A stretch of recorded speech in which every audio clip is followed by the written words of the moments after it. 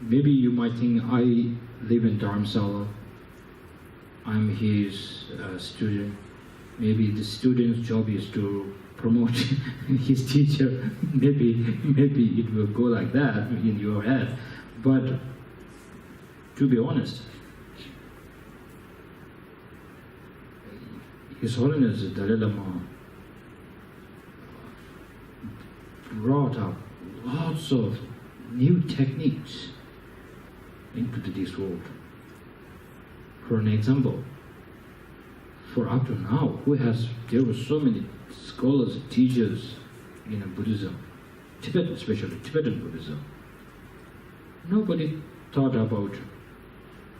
He looked into the Buddha's scriptures, and then he pulled out like three things, make it what we call it, yavachava, divided. So we call divisions, three divisions. So he says, in the Buddha's scripture, you can find how, as a Buddhist practitioner, how to become Buddhist, one division.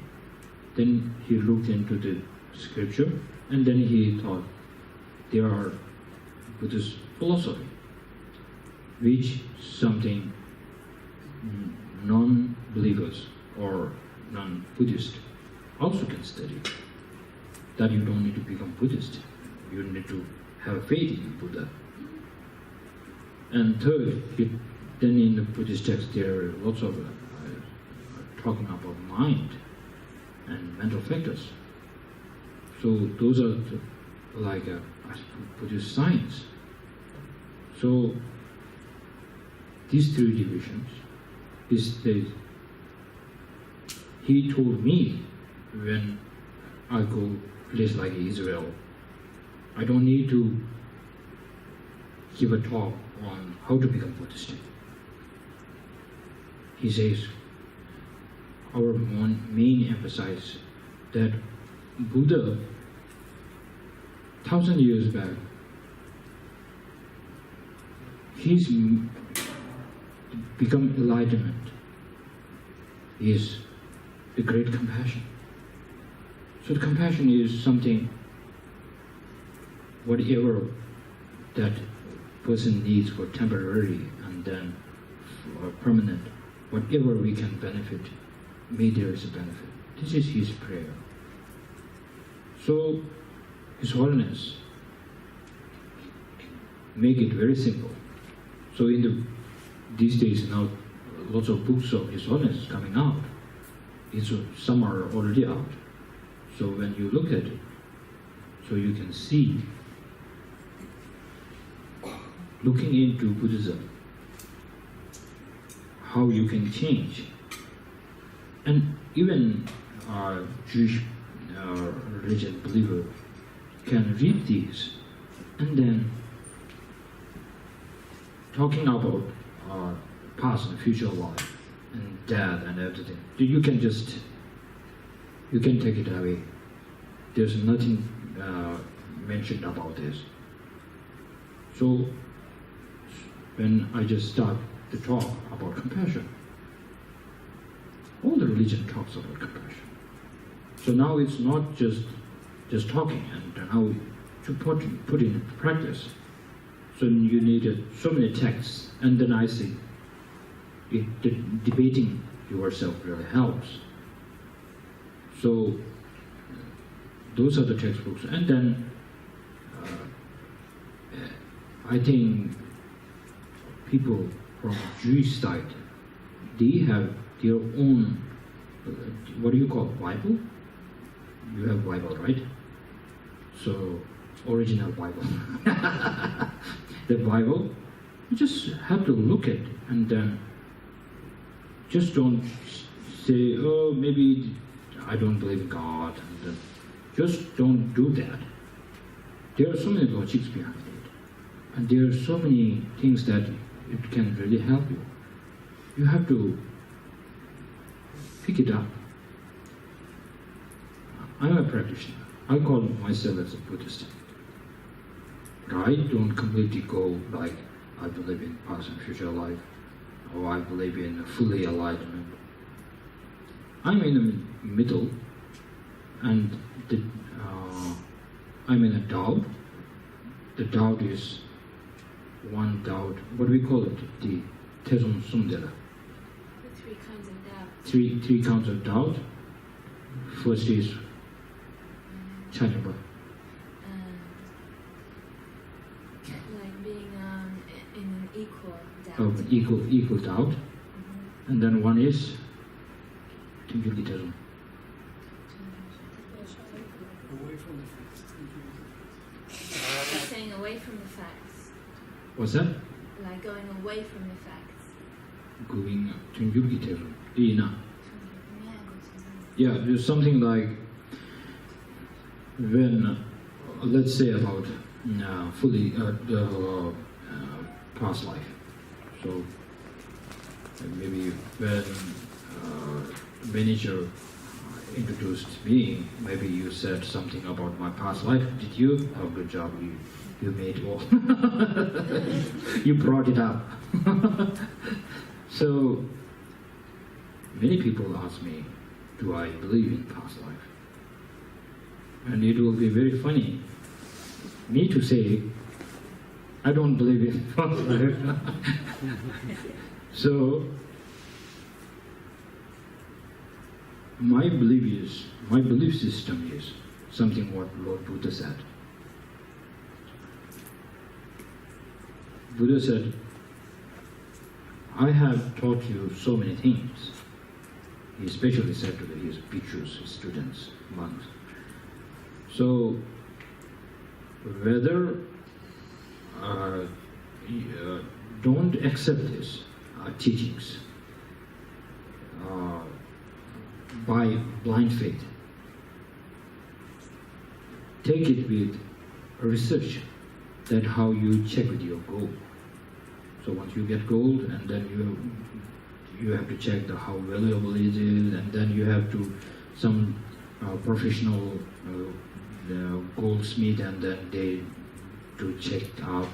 So how you do it? Same thing, you have to do that with what I have taught. So same thing. I also do. I believe like 70%, 75% in past life, future life. Sometimes then there's a doubt. So it helps me. So same thing.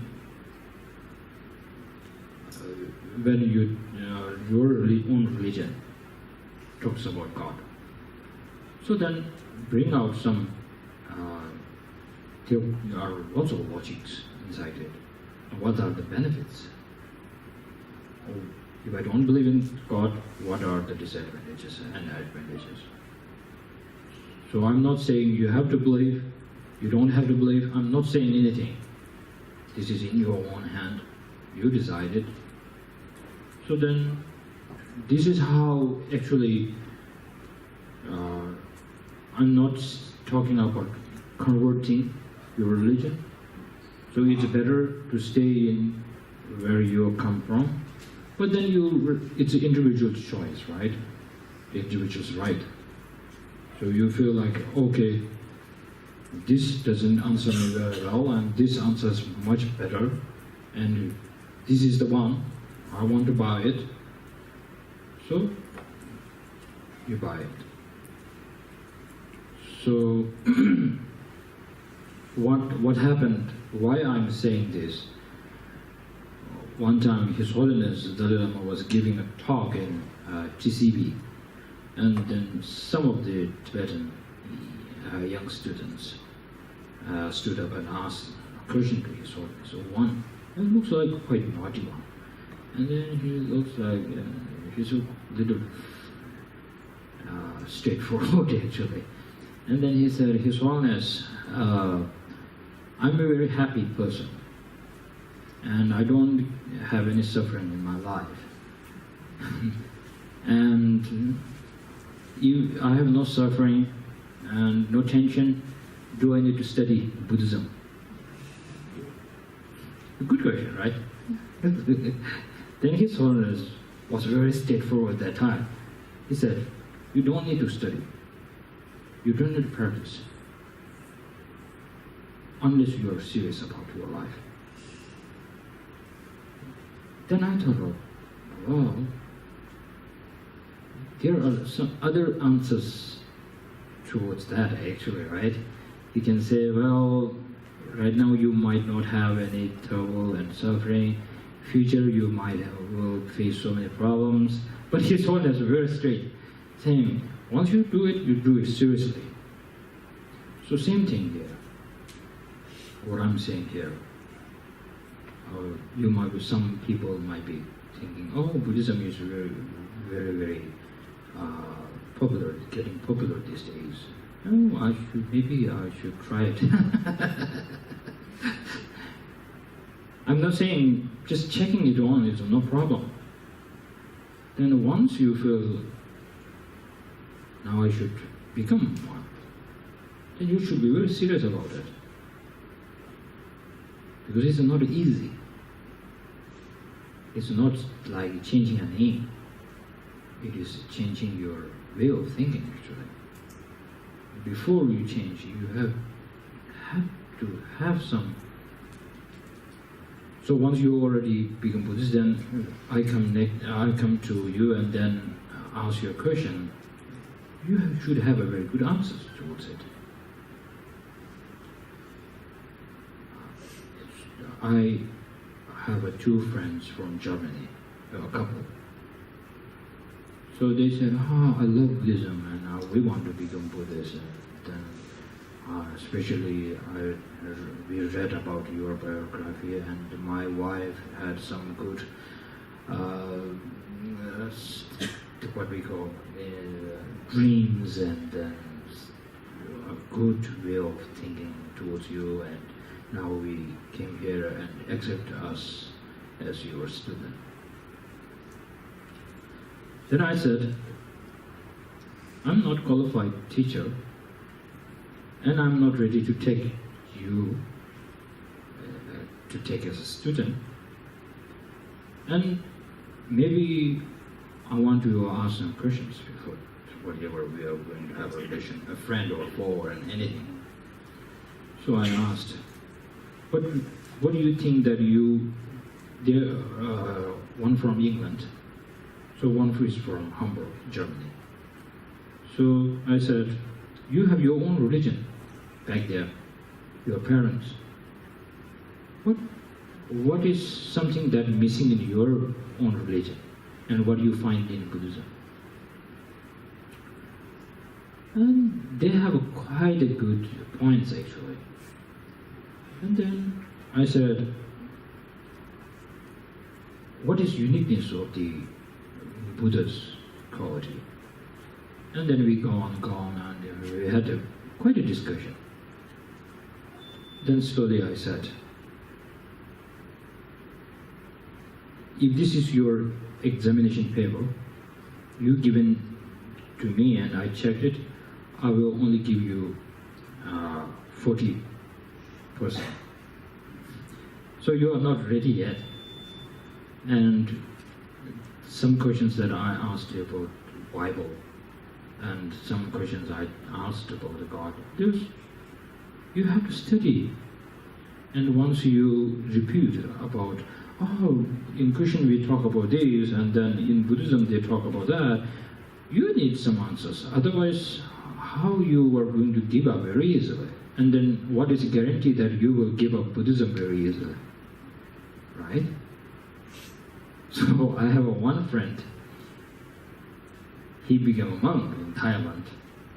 And then he went to Japan and become Zen.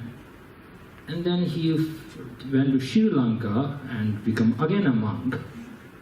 And then he went to Sera and down south in one of the biggest monasteries and become a monk again. And then he went to Satya, the one he was giving a tour. So then he is thinking, now I should go back home and maybe I should now become once again Christian. So he's not really serious. Before he was thinking like, oh, this is amazing, this is amazing. So my point is,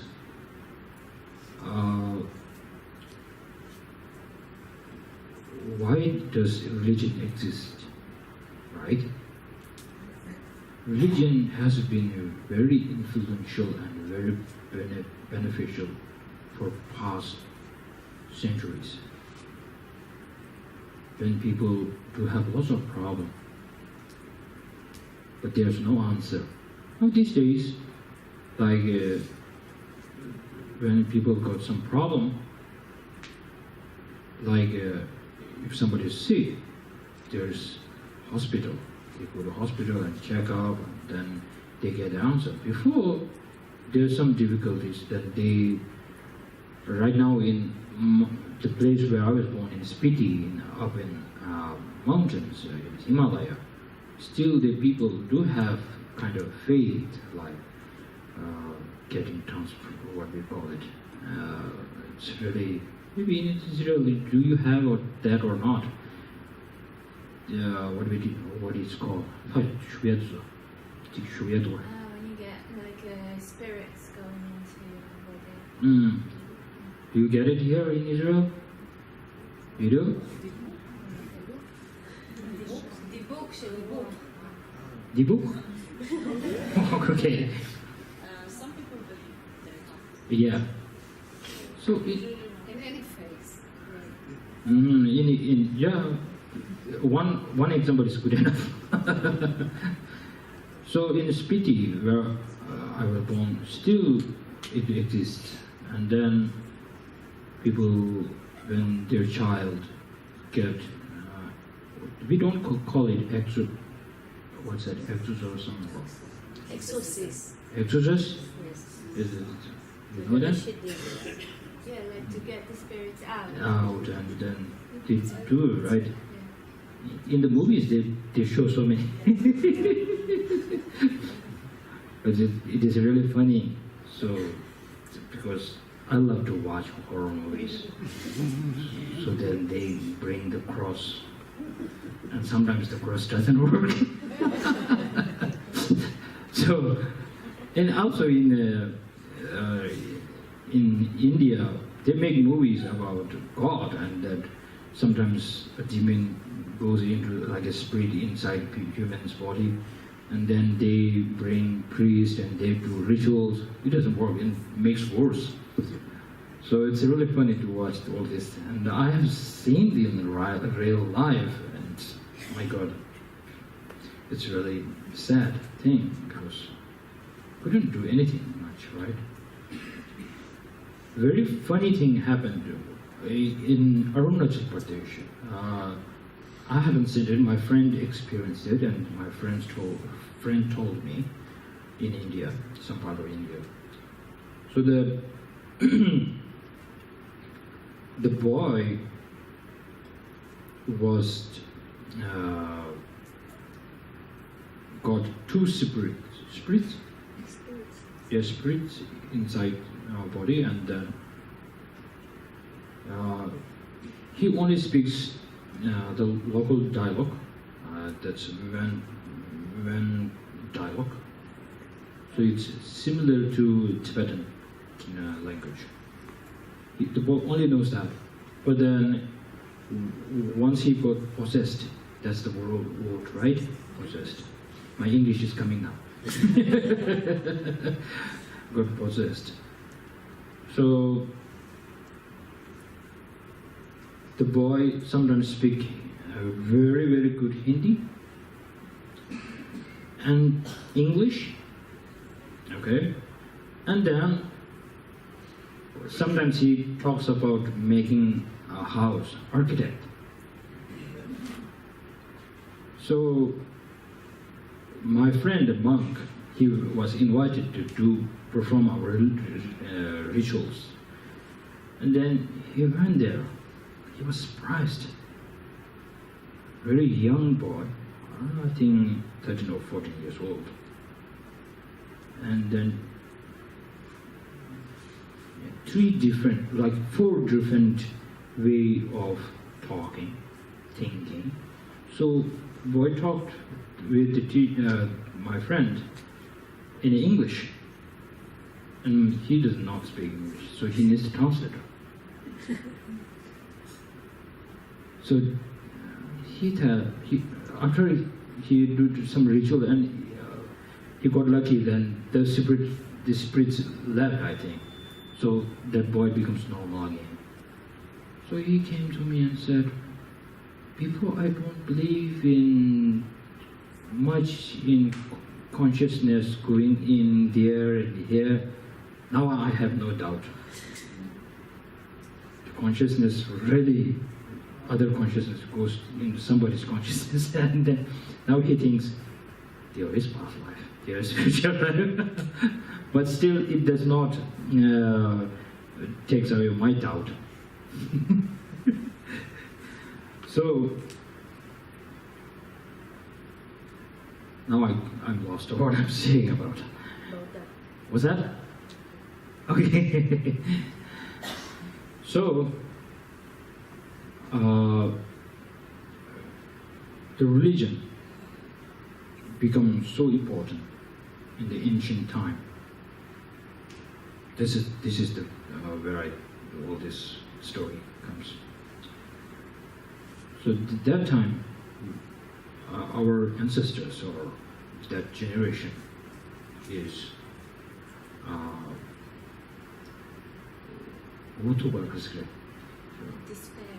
despair, helpless. Yes. So then what will you do if something happened to your child and there's no hospital, big hospitals to check in? So same situation, right? So all these generations coming like this. And slowly technology goes out. But still this kind of process thing and this scientists, they really don't have a good answer towards it. So now the danger about religion these days, today I'm talking most about, can I say that? I don't need to read it out, right? So I will just tell you a story and then my time will pass. But it's related to our topic, right? I'm not that educated to bring out so many, like past, you had a teacher, Dojila, very educated, he's my teacher's teacher. And then Rinpoche, right? So you are well trained, and I can say you are more educated than me now. So my giving talks are a little maybe different than they are, but this can be my style of teaching. So now these days we have religion all over the world, and the religious people are in a great danger in one way of thinking, because ask yourself, there are so many young generations, my generation people, so youngsters, so who they got educated, and also Tibetan Buddhism is in a great danger, and also Muslims and then Jews. We fight for our own right, but in a bigger level, we are going to disappear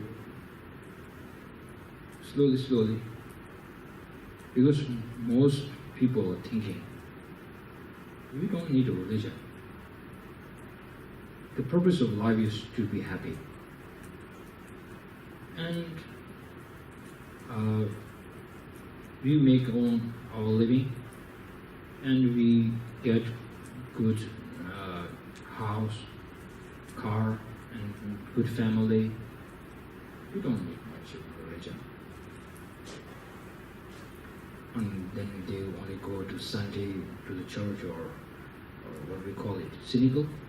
Synagogue? What's that? Synagogue. And then pray a little bit. And the prayers should be, oh, happiness to my family, and this is it. And it is working. Without the prayers, it's working. So people think, and then plus scientists. Scientists is a, it has became, I'm using past tense here, so a threat to the religions, because if you have watched on YouTube, I do love surfing, so I watched Stephen Hopkins giving a talk on religion and science, because he thinks he's a scientist, not religious. So he's in one clip he said,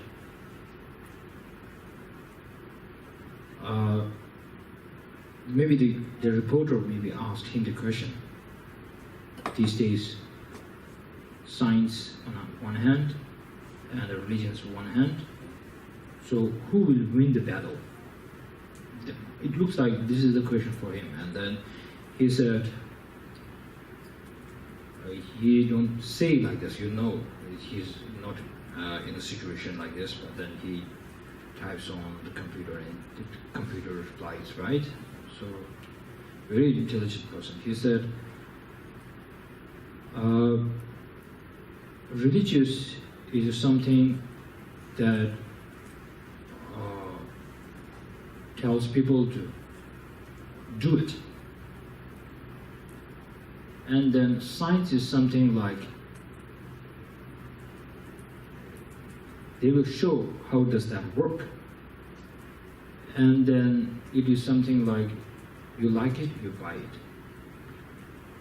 So he used, my language is very simple because my English is not good as his. So if you watch his lecture, it's very, very good. So he says something authority. He used that authority something.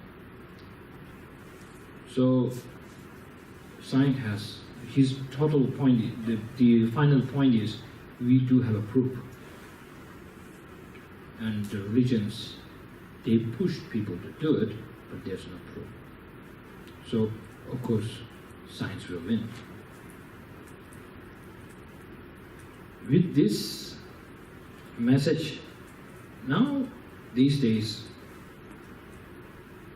I'm not saying the Stephen Hopkins influenced youngsters, but it can be it can be get influenced if you listen to it and if you don't have an answer to that. So then that's why when His Holiness the Dalai Lama became aware of science, and then he thought, well, I should talk with scientist people because they talk about proofs, and then I am a person who studied a lot, and then we also talk about proofs and logics. So we have a common ground, so we should do it. Then back in the monastery, and His Holiness, some of His Holiness supervisor or person who works for His Holiness said, well, it's not a really good idea.